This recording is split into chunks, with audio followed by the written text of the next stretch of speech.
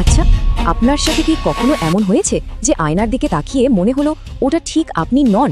মানে এক মুহূর্তের জন্য মনে হলো আপনার প্রতিবিম্বটা আপনার চেয়ে একটু আলাদা। মালদার শালবনা গ্রামের এই ঘটনাটা ঠিক সেই হাড় হিম করা ভয়কে নিয়ে, যেখানে বাস্তব আর বিভ্রমের মধ্যে কোনো তফাৎ থাকে না।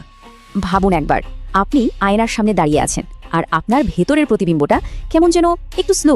আপনি হাত নাড়ানোর 1 সেকেন্ড পর ওটা নাড়াচ্ছে। প্রথমে হয়তো ভাববেন চোখের ভুল, কিন্তু যখন ওই প্রতিবিম্বটা এমন কিছু করে বসে যা আপনি করেননি, ঠিক তখনই আসল ভয়টা শুরু হয়। যখন আপনার চেনা পৃথিবীর নিয়মগুলো আপনারই চোখের সামনে ভেঙে পড়তে থাকে।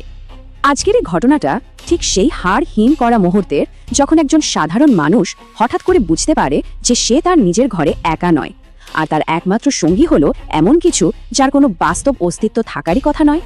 কিন্তু এই ভয়ের শুরুটা কোথায়? এর উত্তর খুঁজতে হলে আমাদের ফিরে যেতে হবে মালদার শালবনা নামের একটা প্রায় জনবিচ্ছিন্ন গ্রামে। বাইরে থেকে দেখলে গ্রামটা আর 5টা গ্রামের মতোই শান্ত, কিন্তু এর নিস্তব্ধতাটাই কেমন যেন অস্বাভাবিক। শালবনা গ্রামে দিনের বেলাতেও মনে হয় যেন কেউ নিঃশ্বাস বন্ধ করে রেখেছে। বাচ্চাদের খেলাধুলোর আওয়াজ, বড়দের হাসাহাসি, একটা গ্রামের যে স্বাভাবিক শব্দগুলো থাকে সেগুলো এখানে প্রায় নেই বললেই চলে। চারিদিকে শুধু একটা অদ্ভুত ভারী নিস্তব্ধতা। এখানকার মানুষেরাও খুব অদ্ভুত, ফিসফিস করে কথা বলে, হাসলেও সেই হাসিতে কোনো জোর নেই। সবার চোখে মুখে সবসময় একটা চাপা ভয়, একটা সতর্ক ভাব, যেন ওরা জানে জোরে কথা বললেই অদৃশ্য কিছু একটার ঘুম ভেঙে যাবে। গোটা পরিবেশটাই এমন যে মনে হয় পুরো গ্রামটাই কোনো এক অদৃশ্য শক্তির নজরদারিতে রয়েছে, আর এই দমবন্ধ করা পরিবেশের উৎসটা রয়েছে গ্রামের ঠিক মাঝখানে। আর এই সমস্ত ভয়ের একেবারে কেন্দ্রে রয়েছে গ্রামের শেষের ওই বিশাল প্রাচীন বটগাছটা। গ্রামের লোকেরা ওর ছায়া পর্যন্ত মারায় না, ভুলেও ওর দিকে সরাসরি তাকায় না, কারণ ওরা জানে ওটা শুধু একটা গাছ নয়, ওটা গ্রামের সবচেয়ে পুরনো আতঙ্কের জীবন্ত প্রতীক। শোনা যায় ওই গাছেই নাকি বাস করে ব্রহ্মদৈত্য, আর সে কোনো সাধারণ ভূত প্রেত নয়, বরং অনেক বেশি শক্তিশালী এক সত্তা যে নিজের এলাকা পাহারা দেয়। আর ঠিক এই রকম একটা গ্রামে এসে হাজির হয় রাহুল। শহরের ছেলে, যুক্তিবাদী, নতুন চাকরি নিয়ে এসছে গ্রামের স্কুলে। তার কাছে এইসব ভূতপ্রেত, ব্রহ্মদৈত্য এগুলো হলো স্রেফ কুসংস্কার আর মানুষের মনের ভয়। গ্রামে এসে প্রথম দিনই বিকেলে একটা চায়ের দোকানে বসেছিল রাহুল, আর সেখানেই মাটির ভাঁড়ের গরম চায়ের সাথে প্রথমবার ওই শীতল ভয়ের আঁচটা পেল। চায়ের দোকানের এক কোণ থেকে এক বয়স্ক লোক হঠাৎ করে তার দিকে ঝুঁকে এসে প্রায় ফিসফিস করে বলে। লোকটার গলার স্বরে কোনো ঠাট্টা ছিল না, ছিল বহু বছর ধরে জমে থাকা এক গভীর আতঙ্ক। রাহুলের তো শুনেই অবাক, কেন? একটা সাধারণ রাস্তা, রাতে আবার কি হবে? চোর, ডাকাত নাকি অন্য কিছু? কিন্তু বৃদ্ধের উত্তরটা রাহুলের সব যুক্তিকে এক ছটকায় থামিয়ে দেয়। বটগাছটার দিকে ইশারা করে লোকটা বলে, ভূত হলে বরং ভালো হতো। ভাবুন একবার, তার মানে গ্রামের মানুষ জানিয়ে ভয় পায় তা প্রচলিত ভূতের গল্পের থেকেও অনেক বেশি পুরনো এবং ভয়ঙ্কর। সেদিন রাতেই রাহুলকে থাকতে দেওয়া হলো গ্রামের এক প্রান্তে একটা বেশ পুরনো বাড়িতে। সে তখনও জানত না যে এই রাতটাই তার জীবনের সব বিশ্বাসকে ভেঙে গুড়িয়ে দেবে। গ্রামের অন্ধকারটা শহরের মতো না, এখানে অন্ধকারটা যেন জীবন্ত, মনে হয় যেন ওটাও তাকিয়ে আছে, কান পেতে আছে। রাত তখন প্রায় 12টা। চারদিকে সেই জমাট নিস্তব্ধতা ভেঙে হঠাৎ একটা শব্দ, টক, ঠিক তার ঘরের জানালার কাছে। শব্দটা থামছে না, একটা অদ্ভুত ছন্দে বেজেই চলেছে। টক টক টক, যেন কেউ খুব মরিয়া হয়ে তার মনোযোগ চাইছে। রাহুল প্রথমে নিজেকে বোঝানোর চেষ্টা করলো হয়তো কোনো শুকনো ডাল বাতাসে জানালায় বাড়ি খাচ্ছে, কিন্তু শব্দটা বড্ড বেশি নিখুঁত, যেন কেউ আঙুলের ডগা দিয়ে বা লম্বা নখ দিয়ে কাঁচে টোকা দিচ্ছে। শেষমেশ আর থাকতে না পেরে কৌতূহলের কাছে ভয় হেরে গেল। ও ঠিক করলো গিয়ে দেখবে ব্যাপারটা কি। খুব সাবধানে পা টিপে টিপে রাহুল জানালার দিকে এগিয়ে গেল। বাইরে জমাট অন্ধকার ছাড়া কিছুই দেখা যাচ্ছে না। আর ঠিক তখনই সেই মুহূর্তটা এলো, যে মুহূর্তটা রাহুলের জীবন থেকে সব স্বাভাবিকতাকে কেড়ে নেবে। জানালার কাছে ও নিজেরই একটা আবছা প্রতিবিম্ব দেখতে পেল। হ্যাঁ, সবকিছুই তো স্বাভাবিক।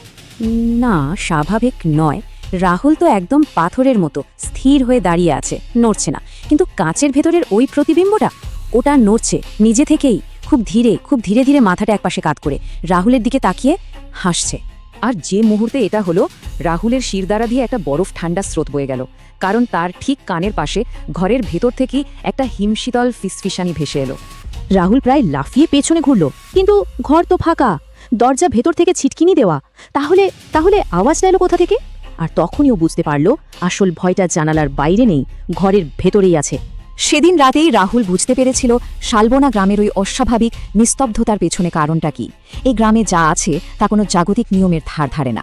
আর সেই রাতের পর থেকে শোনা যায় রাহুল নাকি আর কোনোদিনও আয়নার দিকে সোজা তাকাতে পারেনি, কারণ মনে সবসময় একটাই ভয়, যদি আবার ওর প্রতিবিম্বটা নিজে থেকেই নড়ে ওঠে? কিছু ভয় আছে যা শুধু অন্ধকারই হানা দেয়, আবার কিছু ভয় দিনের আলোতেও পিছু ছাড়ে না। আজকের গল্পটা ঠিক তেমনই এক ভয়ের, যা শুরু হয়েছিল জানালার কাচের উপর একটা সাধারণ আঁচড়ের দাগ দিয়ে, কিন্তু যার শেষ হয়েছিল এক ভুলে যাওয়া ঋণের ভয়ঙ্কর হিসাবে। ভোরের আলো সবে ফুটছে। রাহুল নিজেকে বারবার বোঝানোর চেষ্টা করছিল যে গতরাতে যা দেখেছে সবটাই একটা দুঃস্বপ্ন ছিল, কিন্তু জানালার কাচের দিকে চোখ পড়তেই ওর বুকের ভেতরটা যেন জমে বরফ হয়ে গেল। দুঃস্বপ্নটা আসলে শেষই হয়নি। ও জানালার কাচের উপর হাত বোলালো। আঁচড়ের দাগগুলো একদম টাটকা, কিন্তু যেটা সবচেয়ে অদ্ভুত আর ভয়ের, সবকটা আঁচড় একই দিকে টানা। মনে হচ্ছে যেন বাইরে থেকে হিংস্র কিছু একটা ভেতরে আসার জন্য একেবারে মরিয়া হয়ে উঠেছিল। কোনো সাধারণ পশুর নখের দাগ এটা হতেই পারে না। ওই আঁচড়ের দাগগুলোই রাহুলকে গ্রামের দিকে টেনে নিয়ে গেল। কিন্তু অদ্ভুত ব্যাপার হলো, দিনের বেলাতেও পুরো গ্রামটার ওপর যেন একটা থমথমে ভারী পর্দা নেমে আছে। রাহুল স্পষ্ট বুঝতে পারছিল এই শান্ত পরিবেশটা আসলে একটা অভিনয়। এর আড়ালে চাপা পড়ে আছে কোন একটা গভীর অন্ধকার তাজমায়। গ্রামের মানুষজন ওরা হাসছিল ঠিকই, কিন্তু সেই হাসিটা যেন কিছুতেই তাদের চোখ পর্যন্ত পৌঁছাচ্ছিল না। চোখের গভীরে সেখানে ছিল একটা লুকানো ভয়। ওদের এই জোর করে স্বাভাবিক থাকার চেষ্টা রাহুলের অস্বস্তিটাকে আরও কয়েক গুণ বাড়িয়ে দিচ্ছিল। ও প্রায় নিশ্চিত ছিল ওরা এমন কিছু জানে যা ওকে কিছুতেই বলতে চায় না। রাহুল আর থাকতে না পেরে সোজা চলে গেল গ্রামের চায়ের দোকানে বসা সেই বুড়ো লোকটার কাছে। কিন্তু ওকে কোনো প্রশ্ন করার সুযোগ না দিয়েই লোকটা ওর চোখের দিকে সোজা তাকিয়ে এমন একটা প্রশ্ন করলো যা রাহুলের শিরদাঁড়া দিয়ে একটা বরফ ঠান্ডা স্রোত বইয়ে দিল। কাল রাতে কিছু দেখেছিস, তাই না? রাহুলের চুপ করে থাকাটাই ছিল ওর উত্তর। বুড়ো লোকটা বুঝে গেল এবার সত্যিটা বলার সময় এসে গেছে। চায়ের কাপটা নামিয়ে রেখে খুব ধীরে ধীরে সে সেই অভিশপ্ত বটগাছের সাথে জড়িয়ে থাকা এক অন্ধকার ইতিহাসের পাতা খুলতে শুরু করল। এই পুরো রহস্যের কেন্দ্রে আছে এক ব্রহ্মদৈত্য। লোককথা অনুযায়ী যখন কোনো ব্রাহ্মণের অস্বাভাবিকভাবে মৃত্যু হয়, তখন তার অতৃপ্ত আত্মা এক ভয়ঙ্কর শক্তিশালী ভূতে পরিণত হয়। আর এই গ্রামের ওই বটগাছটা ঠিক এমনই এক অভিশপ্ত আত্মার ঠিকানা। বুড়ো বলতে শুরু করল শশাঙ্ক ভট্টাচার্যের কথা। গ্রামের একজন অত্যন্ত জ্ঞানী কিন্তু তেমনই ভয়ঙ্কর ব্রাহ্মণ ছিল সে, যে কিনা কালো জাদু আর বিভিন্ন নিষিদ্ধ সাধনায় ডুবে গিয়েছিল। প্রায় প্রতি রাতেই নাকি ওকে ওই বটগাছের নিচে যজ্ঞ করতে দেখা যেত। কিন্তু এক রাতে তার এমন ভয়ঙ্কর চিৎকারে গোটা গ্রাম জেগে ওঠে। সবাই ছুটে গিয়ে দেখে গাছের ডালে সে ঝুলছে, কিন্তু তার পা দুটো পুরোপুরি উল্টো দিকে ঘোরানো। বুড়ো লোকটা ফিসফিস করে বলে, আসলে কি জানিস, সে নিজে মরেনি, তাকে তুলে নেওয়া হয়েছিল। এই কথাটা শোনার পর রাহুলের মনে হলো তার মানে শশাঙ্কের মৃত্যুটা আত্মহত্যা ছিল না, বরং কোনো এক অশুভ শক্তি তাকে শেষ করে দিয়েছিল। সবটা শোনার পর রাহুলের মনে ভয় তো ছিলই, কিন্তু তার চেয়েও বেশি করে চেপে বসল এক অদ্ভুত জেদ। তাকে এই রহস্যের শেষ দেখতেই হবে। তাই সেই রাতে যখন ভয়ে গোটা গ্রাম নিস্তব্ধ, রাহুল একা একাই বেরিয়ে পড়ল সেই অভিশপ্ত বটগাছটার দিকে। গাছটার কাছাকাছি পৌঁছানোর সাথে সাথেই যেন চারপাশের প্রকৃতি একেবারে থেমে গেল। যে বাতাসটা বইছিল সেটা হঠাৎ উধাও। চারপাশটা এতটাই নিস্তব্ধ হয়ে গেল যে রাহুল নিজের বুকের ধুকপুকানির শব্দ কানের কাছে হাতুড়ির মতো শুনতে পাচ্ছিল। আর ঠিক তখনই গাছের ওপরের ডালপালা থেকে একটা অদ্ভুত ফ্যাসফ্যাসে আওয়াজ ভেসে এলো। রাহুলের শরীরটা যেন জমে গেল, গলাটা শুকিয়ে কাঠ। ও জানে ওপরে কি থাকতে পারে, কিন্তু নিজেকে আর আটকাতে পারল না। খুব ধীরে, খুব ভয়ে ভয়ে সে মাথাটা উপরে তুলল। চাঁদের আবছা আলো এসে যা দেখল তা কোনোদিন ভোলার নয়। গাছের একটা মোটা ডালে বসে আছে একটা লম্বা সাদা ছায়ামূর্তি। তার মাথাটা শরীরের তুলনায় অস্বাভাবিক বড়, চোখ দুটো যেন দুটো জ্বলন্ত কয়লার টুকরো, আর মুখে মুখে একটা অদ্ভুত পরিচিত হাসি, যেন সে রাহুলের জন্যই এতদিন অপেক্ষা করছিল। ওই জ্বলন্ত চোখ আর চেনা হাসিটা দেখার পর থেকেই এই ঘটনাটা আর কোনো সাধারণ ভূতের গল্প রইল না। এটা মুহূর্তের মধ্যে রাহুলের ব্যক্তিগত দুঃস্বপ্নে পরিণত হলো। এমন এক দুঃস্বপ্ন যার শেকড় লুকিয়েছিল তার নিজেরই ভুলে যাওয়া অতীতে। ছায়ামূর্তিটা মুখ খুলল, ফ্যাসফ্যাসে গলায় বলে উঠল, আবার এলি? শুধু এই একটা প্রশ্নেই রাহুলের পুরো পৃথিবীটা যেন ওলটপালট হয়ে গেল। আবার? এর মানে কি? তার মানে কি সে আগেও এখানে এসেছিল? আর কথাটা শোনার সাথে সাথে রাহুলের মাথার ভিতরে একটা পুরনো স্মৃতি যেন ঝুলসে উঠল, একটা চাপা দিয়ে রাখা যন্ত্রণা। সে নিজেকে দেখতে পেল এই একই গাছের নিচে, কিন্তু সেটা অন্য কোনো রাতের ঘটনা। এমন এক রাত যা সে এতদিন জোর করে ভুলে থাকার চেষ্টা করেছে। আর ঠিক তখনই সেই ছায়ামূর্তিটা ডাল থেকে নামতে শুরু করলো, কিন্তু কোনো সাধারণভাবে নয়। ওর শরীরটা অস্বাভাবিকভাবে লম্বা হতে থাকলো, হাড়গুলো মটমট শব্দ করে বাড়তে শুরু করলো, আর চামড়াটা যেন কঙ্কালের ওপর কেউ টান টান করে লাগিয়ে দিয়েছে। চোখের পলকে সেটা রাহুলের ঠিক সামনে এসে দাঁড়ালো। মুহূর্তের মধ্যে চারপাশের বাতাসটা একটা পচা ঠান্ডা গন্ধে ভরে গেল। রাহুলের শ্বাস নিতেও কষ্ট হচ্ছিল। সেই অশরীরীটা তার এতটাই কাছে চলে এসেছিল। তারপর সেই জিনিসটা রাহুলের কানের কাছে মুখ নিয়ে এসে ফিসফিস করে বলল, তুই তো আগেই আমার।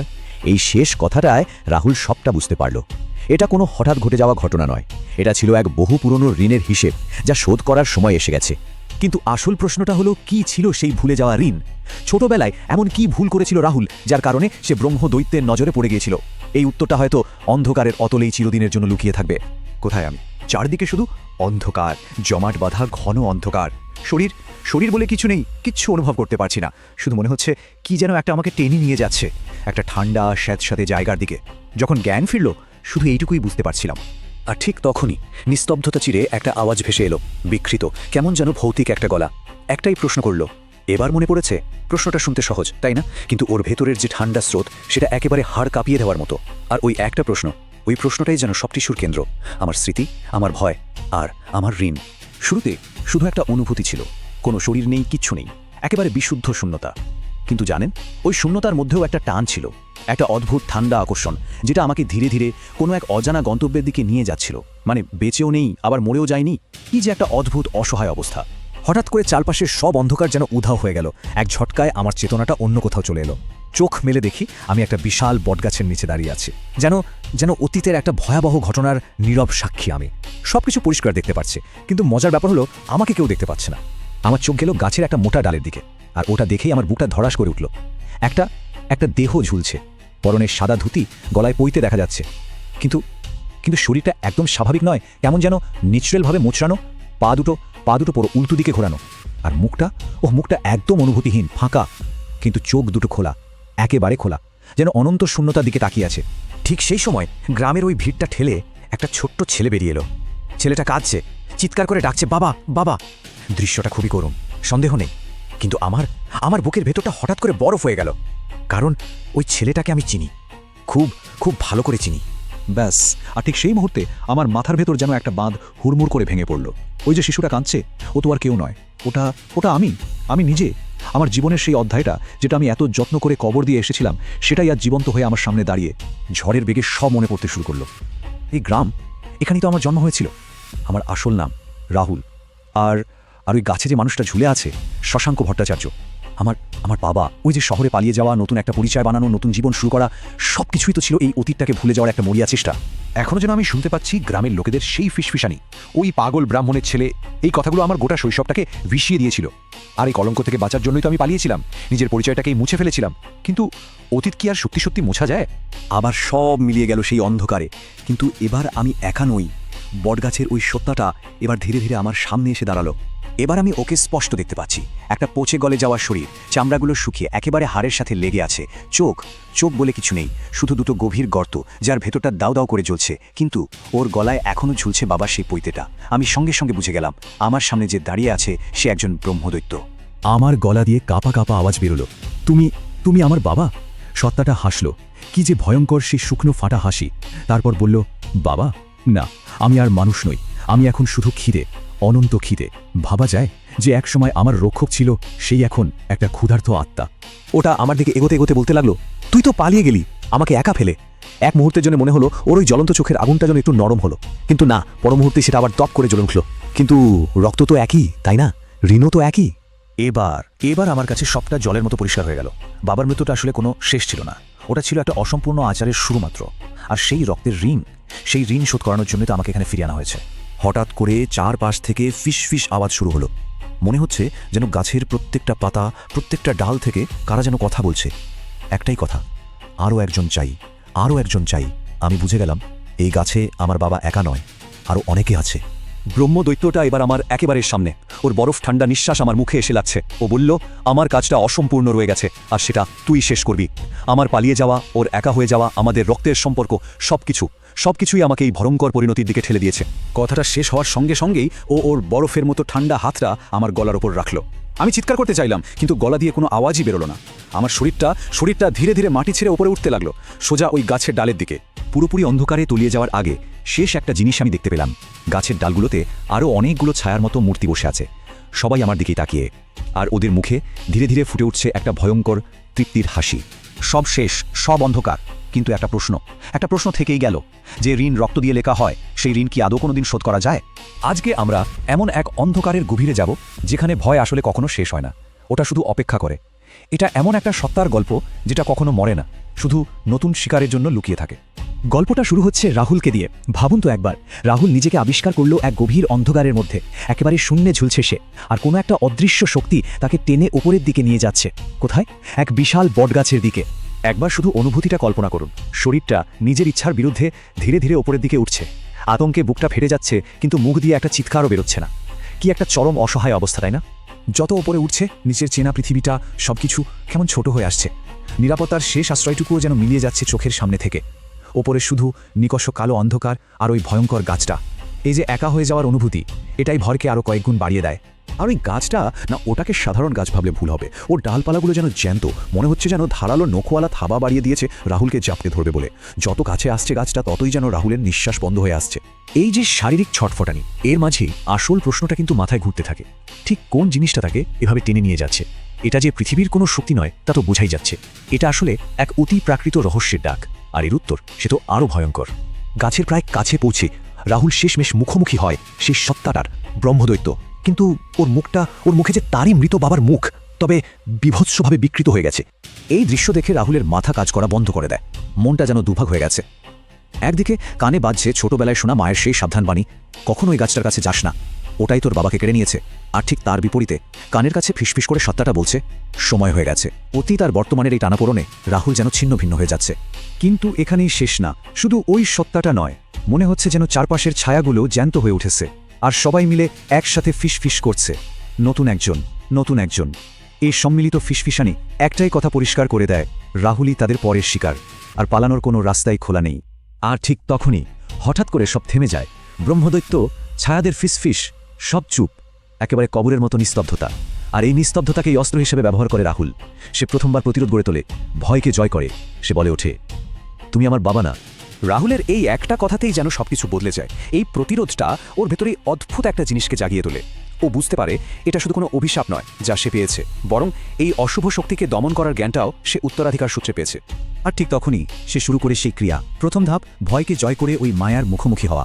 দ্বিতীয় ধাপ, সাহস করে এগিয়ে গিয়ে ওই ব্রহ্মদৈত্যের শরীর স্পর্শ করা। তৃতীয় ধাপ, ওর ভেতর থেকে আপনা আপনি বেরিয়ে আসে সেই গুপ্ত মন্ত্র যা সে নিজে কোনোদিন শোনেনি। আর শেষ ধাপ, ওই অশুভ শক্তিকে চিরকালের জন্য বন্দী করে ফেলা। এই চারটে ধাপ রাহুলকে শিকার থেকে রক্ষকে পরিণত করে।